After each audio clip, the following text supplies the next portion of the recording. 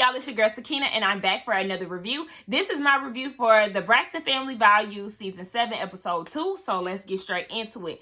Y'all, it's wedding day. So we have 2 more days up until Trina's wedding. And the first thing that we see is with all the ladies, with the exception of Toni, they're meeting up. Tawanda had, her reservations as far as Tracy because of the last conversation that they had when Tracy was like, I still got beef with y'all. But Tawanda said she's going to take it as it is and just go with the flow with her sister.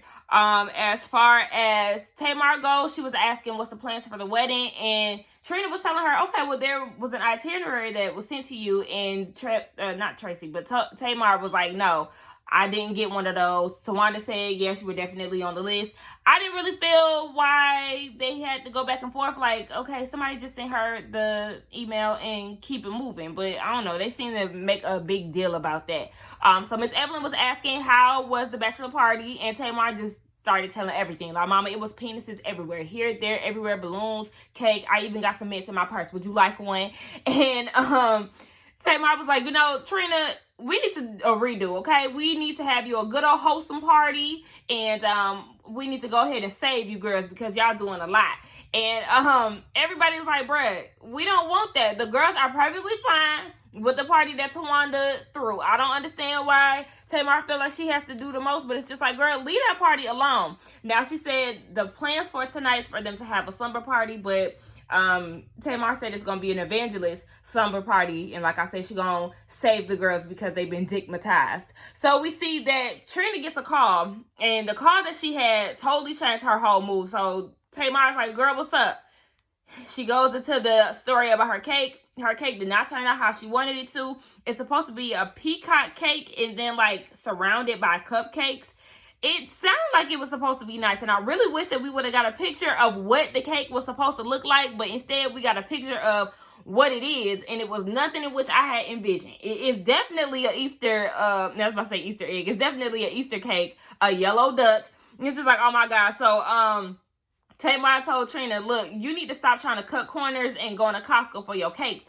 And I didn't like the fact that she said that. Trina didn't like that either. To me, I don't know if I'm just reaching or if anybody else feels the same, but it definitely felt like when Tamar came in, she had a bit of a, I ain't gonna say dark cloud, but like her energy just was not till its full effect. Like, yeah, she was laughing and joking at some points, but when she came in, I just kind of felt some type of energy from her. I don't know. I could be reaching. But anyway, we get down to the slumber party. So all the sisters are there. Toni is in town. They all have their onesies on. It's definitely close to Christmas because they right had on Christmas-esque onesies. Now, Tamar wants to get the girls right, like I said. And then she started dousing Tawanda with holy water. And Tawanda's like, bruh, stop. And then Toni even had to check her, like, you don't pour no water on nobody. I said, look at that. The oldest trying to check the youngest one. And Tracy said she's definitely having a good time with her sisters because, they were singing and laughing together. She said she's having a good time, but she's being real cautious because it could turn left at any given moment. So then they get into the conversation of the party. And they was talking about, dicks here, dicks. It was funny as hell when they kept bleeping out dicks. Like, Tamar, how many times you gonna say it? Like, we get it. It was penises everywhere. And Toni was like, I understand. I feel like every woman should have a little hoe in her. And I was like, that's right, Toni. Yeah, I was surprised that Toni said that, but at the same time, Toni Braxton is a sexual woman. She loves to have the cleavage, the high slits in her dress. So, Toni definitely has some sex appeal to her. And Trina was just like, bruh, I'm wondering, when did Tamar become this holy saint? And I said, that's David's work, okay? That's the reason why she's acting like that, because of her boyfriend at the time. He was, being an influencer in her life. And I said, really, Tamar is acting like Portia when Portia was married to Cordell. Like, acting like, oh, my husband wouldn't approve of this, this Christian, all of this. And then she got divorced, and she's supposed to be the princess of Thotlandia. See, like, that's why you can't really be taking people too serious when they be trying to do all that extra. So, they were talking about the dad, and yes, the dad is going to be walking Trina down the aisle, and he's going to be singing. Toni was like, why is he doing that? Y'all should have been doing a dance routine instead. And I could definitely see them doing that because their dad is a total jokester. He be joking with them, dancing all the time. They get up and do the jump on it dance. It was cute. It was a good time. But, Toni asked about the cake. And Trina had showed her the cake and was like, this is what it is. And Toni was like, oh my gosh, you need a hug. Like, baby, this cake need to be saved. So they all gather around to do a prayer for the cake, and hopefully it comes together. It was actually funny, the prayer that Tamar was giving. So I like that scene. Now we see that they're down at the rehearsal for the wedding. And Mikey is supposed to be there and little Logan, but Logan is not there. Mike isn't there. And I don't like that. Like, if I'm supposed to be doing a rehearsal and you're supposed to be in my wedding party, I need you to be there. If you're not there, it's going to make it seem like you just don't give a fuck about what I got going on. And I was also side-eyeing Tamar, like, where your son at? Like, you responsible for him, ain't you? Now, it was kind of random to me. It threw me off that Judge Maybelline is the officiant. And I'm like, okay, you're the officiant of this wedding, but yeah, you have no idea what you're supposed to say to officiate the wedding. And she was like, well, I'll know by tomorrow. Okay. What else was a problem that I seen? I was like, the daddy is over in the corner dancing, and he's supposed to be standing in place. I don't know why I thought that shit was hilarious. And then the cake gets there. And she was like, Trina was like, okay, well, hopefully this is some good news with the cake. The cake gets there. It's no longer yellow. It's white and pink. And the shit is broken. The duck head is laying next to the cake. And first of all, the duck looked like the damn duck from the Affleck commercials. Like, I'm like, what the hell? So then Vaughn goes and calls all the guys over to look at the cake, and everybody start laughing. I said, why are y'all laughing? That is not funny. Like, Trina is pissed off, and y'all sit here laughing at her pain. Like, I would cuss all y'all out. So then the next thing we see, Toni is, I don't know if she was at Trina's hotel room or whatever, but Trina was trying on her wedding dress, and she reveals it to Toni, and Toni is very excited. She said that Trina looks really good, and I did love the dress. It was real simple. It wasn't nothing over the top. It wasn't ugly. I think it fit her very well. So that's definitely one of the highlights of this episode, because as we know, baby, this wedding is not going as planned. So then, we see that they're talking about the rehearsal. So then Trina starts going off into the story of why Logan wasn't there. So Trina's assistant went to go pick up Logan, and when he got there, or she got there, Logan was not ready. So he didn't come. And Toni is like, okay, well, why wasn't he ready? And it was because all these damn T's. It was because Tamar didn't have him ready because she didn't know about the itinerary. So I'm like, okay, did y'all end up emailing it to her? Because at this point, she should have it and she should know. But I still feel like that's a problem. It's only the rehearsal, okay? So he don't need to be dressed up. Like, put him some clothes on real quick and get in the car. Oh yeah, Toni did say that she didn't get it either. So it's just like, oh my gosh, okay, there's obviously something wrong if two people are saying they didn't get the itinerary. Baby, fix it. So then they talk about the cake, and Trina shows her the second attempt, and she was like, oh my gosh, this is worse than the first. Like, I don't know what the hell this is. She told Tamar on the phone, like, this was the fuggliest cake that I ever seen. Toni was speechless, and Trina was laughing it off because they both was laughing, but then she got real serious, and I thought she was gonna start crying, but she didn't. I think it kind of just hit her like, oh my gosh, all this shit is just going wrong. Like, what's going on? So Toni was like, don't worry about it. Don't worry. Me and Tamar, we're gonna get it together. We're gonna be in charge of the cake, so you don't have nothing to worry about. I said, okay, put them in charge and make it work. Now, speaking of them, we see them down at, I don't know, the bakery. They speaking to a pastry chef, and they telling him, like, my sister got a ghetto cake, according to Tamar, and we need fixing, okay? It's supposed to be a peacock, and then it was a peep. Now it's a pigeon. That is the perfect description for that shit, because, like, look, I'm sorry, but Tamar was telling nothing but the truth when she was saying that. So Tamar shows him the cake. And he was like, okay, well, let me go get my booklet, and I'm going to show y'all what could be done.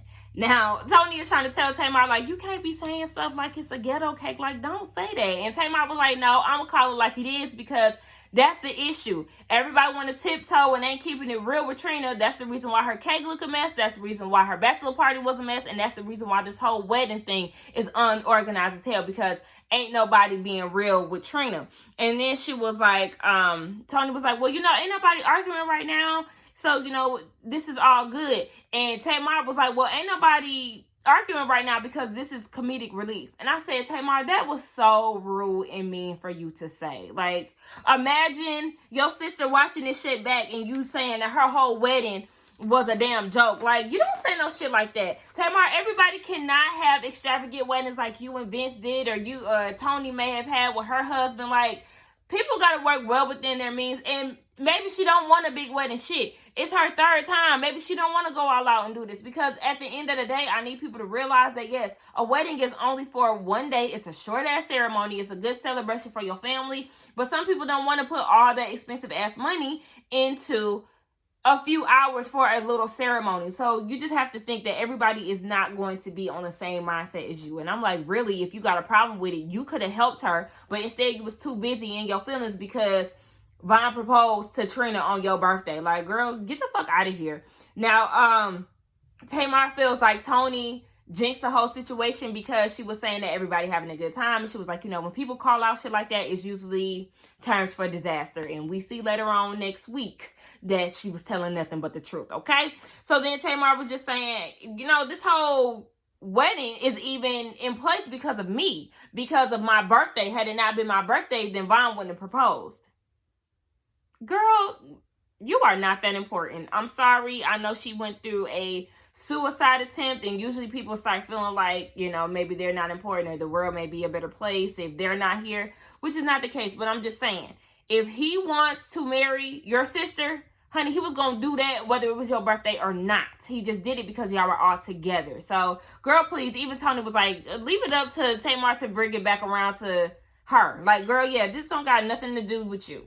Now, they see what the pastry chef can do, or the whatever, I don't know, pastry chef can do. And he was saying, okay, well, you know, we can do this. We gonna get it right. And they was like, well, you know, we actually need it done by tomorrow. And he was like, okay, well, that's short notice, but me and my team could definitely do it. He ended up cutting him a deal for only $2,800. And I was like, okay, that's definitely a good deal. I'm thinking it was going to be like, you know, $10,000 or something like that. Because, you know, people get real expensive for little shit, okay? So it actually ended up being a good price. Now we see the next day, all the families together for a dinner. And I said, oh, Vaughn, so you got mixed kids too. Okay, so y'all just, okay, all right.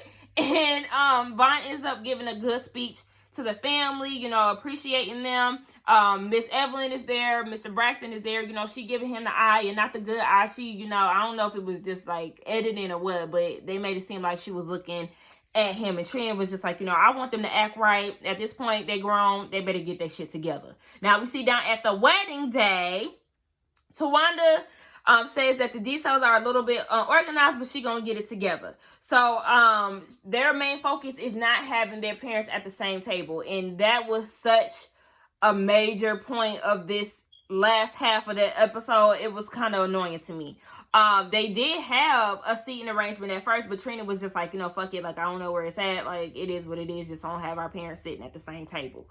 Now, I feel like that's not a good idea, sis, because you don't want people to try to wonder where they gotta sit, because this is supposed to be their permanent seat for the wedding and the rehearsal. I mean, not rehearsal, the reception. So, girl, that's not a good idea. Now, Miss E is there. She looks really good. I love the silver two-piece that she had on, but, you know, she always looked good. It's sad when she looked better than her damn daughters. Trina is really pressed about Tawanda not upstaging her. She was like, I know you're going to have some type of rump-shaking dress on, you know, real form-fitting. And Tawanda was like, no, I'm not. And that seemed to be her major worry. But couldn't find out Tawanda's dress was real.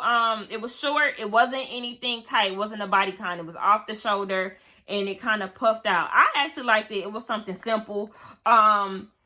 They started looking for the seating chart. I thought that, what's her name? Trina didn't want it, but Tawanda took matters into her own hands. Was like, look, okay, Miss Wanda, you go and sit here. I said, that's right. You make sure that she sits where she sits, because we don't need Miss Evelyn doing the fucking most, but we'll talk about that in a minute. So she got Miss Wanda in her place, and then some guy was supposed to go and sit Miss Evelyn. Now, I think I'm jumping the gun. Yeah, I am jumping the gun. I want to talk about their outfits. Now, who came in? Tracy, her outfit was cute. I like the one piece. Okay, that was cute. Your hair, sis, why you couldn't throw some curls in there? That ponytail, fuck no. I already commented on Tawanda's outfit. Tamar's outfit, I wasn't mad at it. But Toni, you finally got your hair right. We finally got the 90s Toni Braxton. I love her haircut. But that outfit, like, you got an oversized blazer on, and it's supposed to have a onesie underneath. Like, girl, how are we going to see the onesie underneath if you got that big-ass blazer on? Like, no, you could have... It was so underwhelming, it pissed me off, because it's like, it goes to show how much effort that you would put into Trina's wedding. Like, would you had come to Tamar's wedding looking like that? Like, I don't know. I just didn't like that. I did not like that at all. Like I said, we getting past that because that irritated the hell out of me. So, yeah, Miss Evelyn goes and finds her seat. Some guy escorts her to her seat, and then she said, "This is good." So then he stops walking her, and she sits down. Now, she said, "This is good," at the same table in which Miss Wanda was sitting at. Miss Wanda and Tracy was there. And Tracy is like, okay, was this purposely done? Like, what the fuck? And it threw Tracy off, but then Miss Evelyn was like, well, I guess I'm at the right table. What do you mean? You, I don't know. Y'all let me know. But she definitely requested to sit there because she said, this is good. And you sat down. And then all of a sudden, Tawanda was like, oh no, you got my mom at the wrong place. I need you to move her to a different table. So she gets moved to a different table, and she was like, I didn't even realize that I was at the table with Braxton's wife. She looked so sad, and it wasn't my place to ask because I don't care. But one thing I will say is I'm glad that I did see her and sit at that table, because it just goes to show that I have the victory in all of this. Miss Evelyn, if you don't shut the fuck up and let this shit go, it's been 20 years and your ass is still holding on to this bitterness. Like, it's been 20 years and you feel like you got the last laugh, but truth be told, Mr. Braxton is happy-go-lucky. He is in a whole nother relationship. He's been with his wife for I don't know how long. Now, what's going on in their marriage, I don't know, but I feel like she was definitely just looking for a reason to talk shit. Like, girl, you need to calm the fuck down and live out the rest of your life happily. Don't be pressed about what they dad got going on, because that happened so long ago. Like, and even the fact that they were on like a wild goose hunt to find this damn seat in chart to prevent their parents from sitting at the same table and all this extra shit. It was just like, look, y'all too old. Like, I thank God. Don't get me wrong. My parents came a long way, and it took a while for them to get along. But if they were ever at the same table at my wedding, baby, it would be a whole bunch of fun, okay? Because they get along real good. So I'm just like, ooh, I don't like Miss Evelyn and her attitude when it comes down to that ex-husband of hers. Like, girl, shut the hell up and let it the fuck go, because you're still pressed. Enough of her. The wedding is late, and Trina says she's a stickler for time, so she's getting real worried. She's getting annoyed. She said that they only have the venue for up until 8, and it was like 3 something. And I'm like, sis, why didn't you just rent it out for longer? Like, I don't want to be on a time frame when I'm at my wedding, or at least I don't want to be on a time frame to 8 o'clock. Like, damn, can we get it till midnight? That was real off to me. And 2 things that I did not like about the venue. I did not like the arch that they were standing in front of. It had no flowers, no nothing. It was just like a black arch, and it was weird as fuck. And then I didn't like that they didn't have like a runway. Well, I mean, I guess that wouldn't be necessary because that could cause her to slip. But I don't know. I just didn't like that. There was no type of runway, and that arch was naked as hell. At the last minute, Toni was like, well, we're not a part of the wedding party, so let's just go ahead and carry Trina's train for her, which was a sweet gesture. However, you don't make no plans like that at the last minute, because when you do shit like that, Tracy falling is what happens. When I tell y'all I was cracking up, I had to rewind that shit again, and I started laughing before it even happened again. Like, she ran into the plant and slipped. And I was like, oh shit, Tracy, maybe that's why she was mad, because she hadn't got embarrassed. Y'all really trying to compose myself. But I think that's why she was probably mad, because, okay. Okay, but yeah, I think that's probably why she mad, because she hadn't got embarrassed in front of everybody. I was like, damn, okay. But anyway, yes, y'all, that was the end of the episode. So this was just a build-up moment. We'll get to see what really set Tracy off next week. I'm mad that we didn't get to see what it was this week, because it all started off so good. You know, even Tracy and Tamar was singing together right before they started walking Trina out. So it's like, damn, what happened? Damn, I hope it wasn't that fall. But anyway, yeah, y'all. I feel like I was not giving that much energy in this video. Really, I'm tired, and I wanted to get it out the way, because in the morning before work, I need to go to Marshall's and get me some more holiday candles, because I didn't burn mine out. But anyway, y'all, don't forget to like, comment, and subscribe to my channel, and I will see y'all in the next one. Bye.